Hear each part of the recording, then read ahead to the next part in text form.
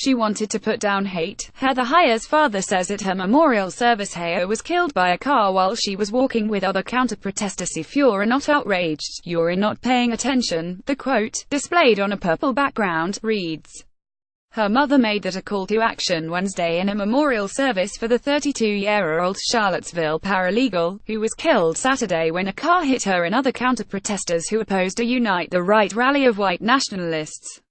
They tried to kill my child to shut her up. Well, guess what, you just magnified her, Susan Bro said to loud applause Wednesday at the city's roughly 1,000-seat Paramount Theater. Virginia Gov. Terry McAuliffe and U.S. Sen. Tim Kaine joined her relatives, friends and others for the latter morning public service in a city still coming to grips with Saturday's protest. Heyer's friends have said she joined the counter-protesters to oppose racism and injustice. Her mother pointed to the Facebook message that Heyer posted in November. I want you to pay attention, find what's wrong, and say to yourself, what can I do to make a difference, Bro said. And that's how you're going to make my child's death worthwhile. I'd rather have my child, but by golly, if I've got to give her up, we're going to make it count. McAuliffe after the service called for healing, reconciliation, and further moves past bigotry and racism. We need to come together, as Heather's mother spoke about, he told reporters outside the theater. To make her life impactful, we need to move forward. Heyer, a paralegal at the Charlottesville-based Miller Law Group, had told co-workers Friday that she was going to be among the counter-protesters rallying against the Unite the Right groups. She was walking along or across a street when a Dodge Challenger slammed into pedestrians and another car. Heyer was killed, and 19 others were injured. Police arrested James Alex Fields Jr., 20, of Ohio, that afternoon after they found the damaged Challenger.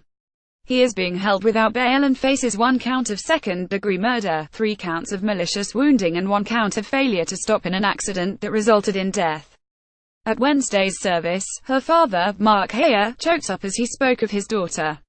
She wanted equality, and in this issue of the day of her passing, she wanted to put down hate, Heyer said. And for my part, we just need to stop all this stuff and just forgive each other. I think that's what the Lord would want us to do. The racial diversity of those in the auditorium, he said, reflected Heather's embrace of people of all colors. It didn't matter who you were or where you from, Mark Heyer said. If she loved you, that was it, you were stuck. For that, I'm truly proud of my daughter. Many wore purple, a color she loved. Purple is a symbol of openness. It basically lets other people know, I'm willing to work with you. That's something that Heather was, her supervisor Alfred Wilson told CNN's New Day before the gathering. She was a person that was willing to work with anyone, Wilson, wearing a suit and a purple bow tie, said. She was a very kind, generous person, and someone that actually was very opinionated and spoke up for what she believed was right. Heyer was nervous about counter-protesting on Saturday, but felt she needed to be there to stand up what she believed in, her co-worker and friend Victoria Jackson told CNN a day before the service.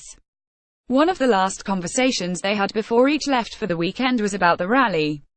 Heather said, I want to go so badly, but I don't want to get shot. I don't want to die, Jackson remembered. Heyer was afraid of the protesters because she believed they were not here for peace, her co-worker said. Heyer was, a family friend said at Wednesday's service, a young woman who lost her life defending the rights of others. I would like for us to carry her legacy on by doing the same thing, respecting the rights of everyone, Kathy Brinkley said.